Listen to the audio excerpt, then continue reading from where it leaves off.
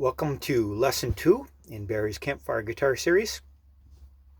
This lesson is going to be Dust in the Wind, and we're going to do it in two parts. The first, a fairly long explanation of the introduction to the song, which is what makes the song, and then we'll get into the verses and the chorus in a second video. The reason I want to take some time to explain Dust in the Wind, the intro, in some detail, is because it's a really good song to learn fingerstyle folk playing, and the basics that you learn as a young player in this song are going to serve you all through your folk and rock playing a lifetime. So it's worthwhile to understand something about how the song is constructed and how it's executed. It's one of the greatest songs ever written, in my opinion, for folk guitar. And this song is in 4/4 time, and it's in the key of C. It starts in the key of C, and it doesn't really resolve in the key of C or in any key. It resolves in the key of C, but it doesn't resolve on the C chord. Sort of like Dust in the Wind, it ends with the repeating pattern of switching between the C motif and the A minor motif. So it gives it an airy, unresolved feeling, just like Dust in the Wind. So that's one of the reasons the song is brilliant. But one of the reasons that the intro is brilliant is because it's simple.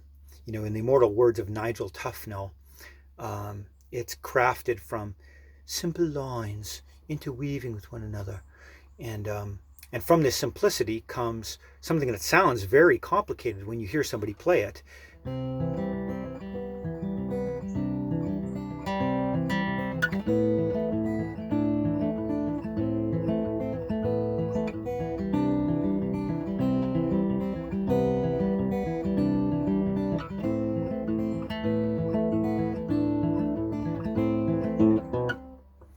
That's it. So I could just tell you, oh, well, just do what I did right there, and then you'll be playing the intro to Dust in the Wind. But as a beginner, there's a difference between somebody who's been playing for a couple decades like me and a beginner.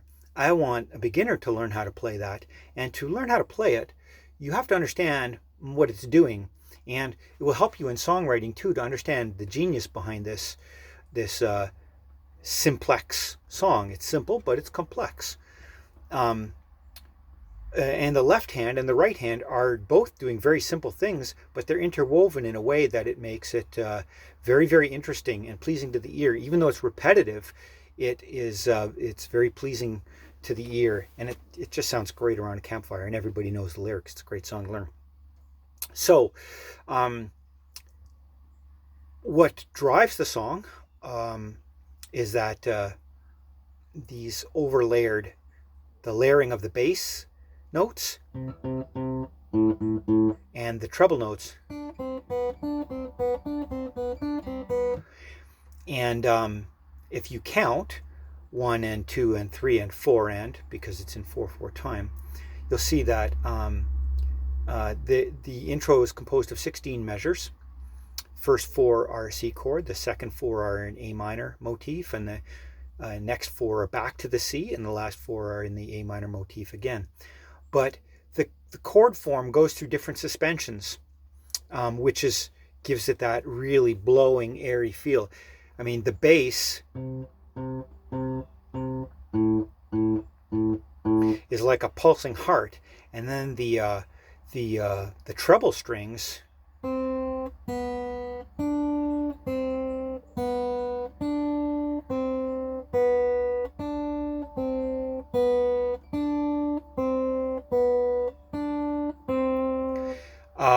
are like a breathing. So you have the pulsing of the bass and the breathing of the treble, and the two, the bass pattern and the treble pattern, are playing at different time scales, and that's what the layering is. It's the slow methodical bass. And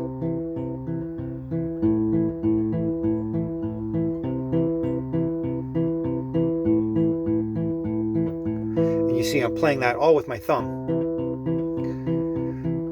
So if you're just learning how to play this fingerstyle, that's a great exercise because if you can't do that, you can't play Dust in the Wind. So that's a great exercise to do. The other exercise that I should really mention is because one of the chords, I mentioned that you go through different suspensions of an A chord and a C chord. One of the chords is this C9 chord. You could see there how I've got that fretted with the C, the E on the D string, the G is open, and then the B string is fretted with my pinky on the 3rd fret to give it a D. And your pinky is somewhat active in this song. So you kind of need a strong pinky to play this song. And beginners don't have strong pinkies. I do now, but I didn't even a few years ago. I didn't have a strong pinky. And that transition from the A sus2 chord to the C9 chord that I just played was hard for me to do. But you have to be able to make that chord transition. That's the hardest chord transition in the intro.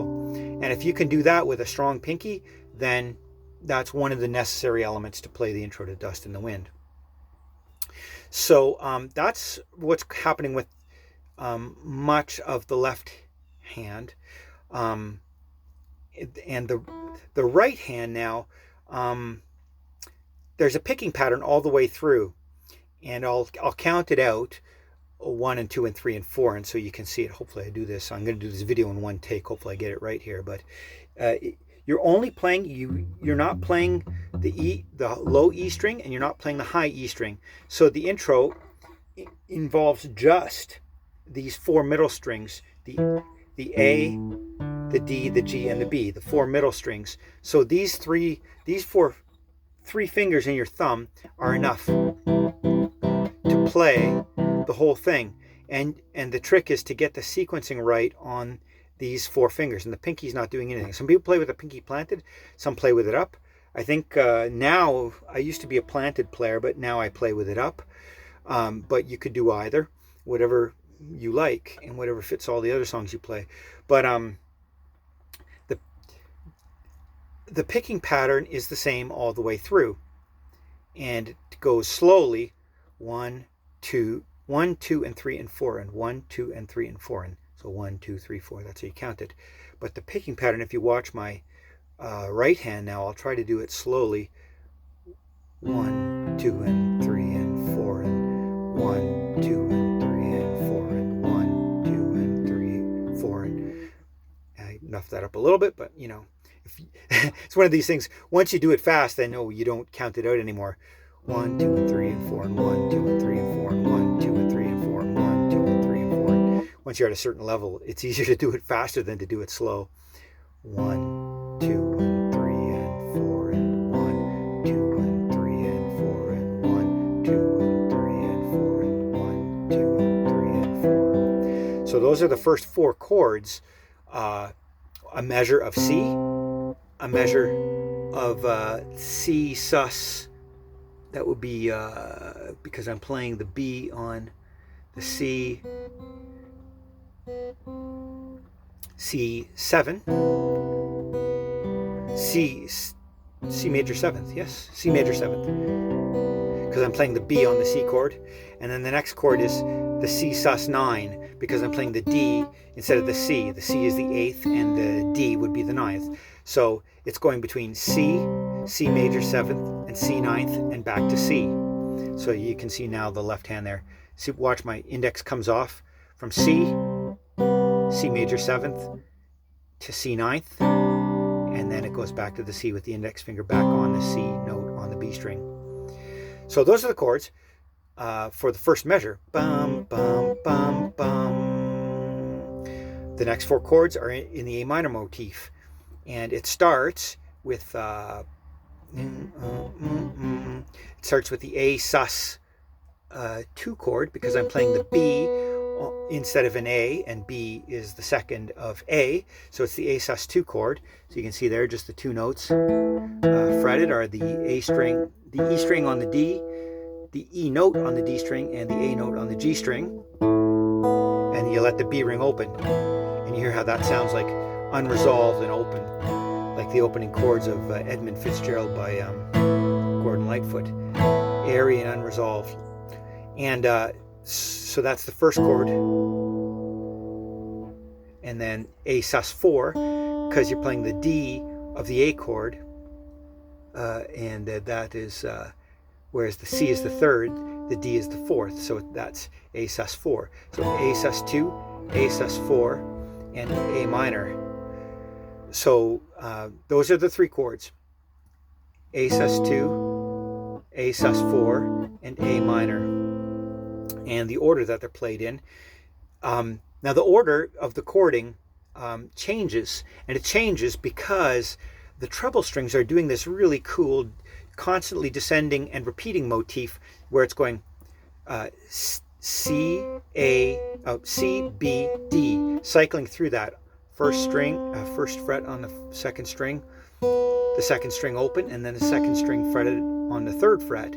So it's dum dum dum dum dum dum dum dum dum dum dum dum dum dum dum. So it plays that motif. It cycles through that motif 16 times, because there's four measures of four counts. 4 times 4 is 16. So 1, 2, 3, 4, 5, 6, 7, 8, 9, 10, 11, 12, 13, 14, 15, 16. Okay, so if you caught that, now while the bass is doing this, 1, 2, 3, 4, 1, 2, 3, 4, 1, 2, 3, 4, 1, 2, 3, 4. So whereas the treble strings are going through that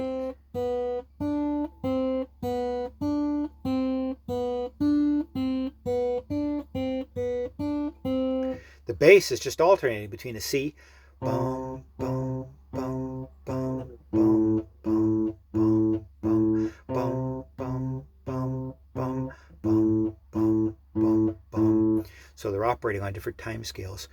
And when you put them together with the picking pattern, all together with the picking pattern, that's what makes it sound so good. The interwoven bass and treble notes at the different time scales. Now the picking pattern, if you can look at the right hand, like I said, just these 3 fingers and a thumb on those 4 strings. And it's 1, 2, and 3, and 4, and 1, 2, and 3, and 4, and 1, 2, and 3, and 4, and 1, 2, and 3, and 4, and 1, 2, and 3, and 4, and 1, 2, and 3, and 4, and 1, 2, and 3, and 4, and 1, 2, and 3, and 4, and 1, 2, and 3, and 4, and 1, 2, and 3, and 4, and 1, 2, and 3, and 4, and 1, 2, and 3, and 4. Last 4 measures: 1, 2, and 3, and 4, and 1, 2, and 3, and 4, and 1, 2, and 3, and 4, and whoops, 1, 2, and 3, and 4, and 1, 2, and 3, and 4. And so, the picking pattern is the outer strings 1, 4, 2, 3, 1, 4, 2, 3, 1, 4, 2, 3, 1, 4, 2, 3. That's the basic pattern. Slow it down. 1 and 2 and 3 and 4 and 1 and 2 and but he of course is played fast, so 1 and 2 and 3 and 4 and 1 and 2 and 3 and 4 and 1 and 2 and 3 and 4 and 1 and 2 and 3 and 4 and 1 and 2 and 3 and 4. And so the next thing is that the basic pattern is 1 4. I said 1 4 1 4 2 3, but I really mean, of course, that's of the 4 strings I'm playing. It's actually string 5, string 2, and then string 4 and string 3. So 5 2 4 3 5 2 4 3 5 2 4 3 5 2 4 3 5 2 4 3 5 2 4 3 5 2 4 3 5 2 4 3 5 2 4 3. So you're doing those 4 notes twice. That's 8 notes in a measure of 4, because you're counting they're on their eighth notes. So there's 8 of those notes per measure. Now it's actually a little bit different from that, because the first time he plays that sequence, he plucks the bass note and the treble note together. So it's actually 1 2 and 3 and 4 and 1 2 and 3 and 4 and 1 2 and 3 and 4 and 1 2 and 3 and 4. 1, 2, and 3, and 4. 1, 2, and 3, and 4. 1, 2, and 3, and 4. 1, 2, and 3, and 4. 1, 2, and 3, and 4. 1, 2, and 3, and 4. 1, 2, and 3, and 4. 1, 2, and 3, and 4. 1, 2, and 3, and 4. 1, 2, and 3, and 4. 1, 2, and 3, and 4. 1, 2, and 3. So that's what the left hand's doing, and that's what the right hand is doing. And you put it all together, go back and listen to the start, and then you'll hear the end result. That's the intro to Dust in the Wind. And you heard in the last measure when he plays the A minor, he does only half the, and then he's about to go, I close my eyes, I close. So that completes the intro. Now you know why it's so cool, how it works, and what you need to do in order to be able to play it. Both you need the strong pinky, you need to be able to count 1, 2, 3, 4, and you need your right hand to be able to do that alternating picking pattern of the.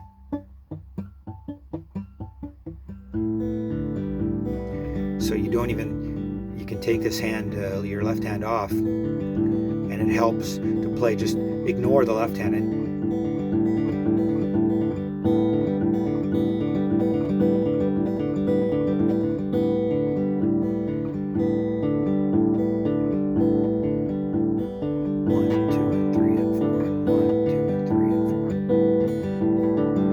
I guess the last thing I'll say is the strong pinky, when you make that transition from the A sus2 chord to the C9 chord, that strong pinky, there's lots of exercises you can do. What I've found is that if you think like, if only my pinky was as good as my middle finger, then I'd be able to do these difficult chord transitions.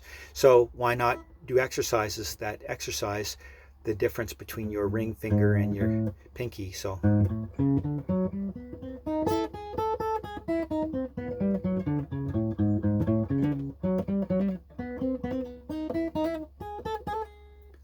and you keep doing those, and it'll strengthen your pinky. The other thing is, of course, we're beginners here. You don't have the calluses that I've got, but if you play 30 days straight, an hour a day, your fingertips will toughen up, and then fingering these difficult chords, especially the C9th chord, won't be so hard. So keep at it. You only build those calluses through the hard work of keeping at it, and it hurts, and you know what? It does hurt until it doesn't.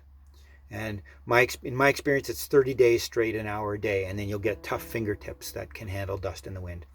So that's the end of the first part of this lesson, and in the next one we'll go on to the beautiful verses and the chorus to Dust in the Wind.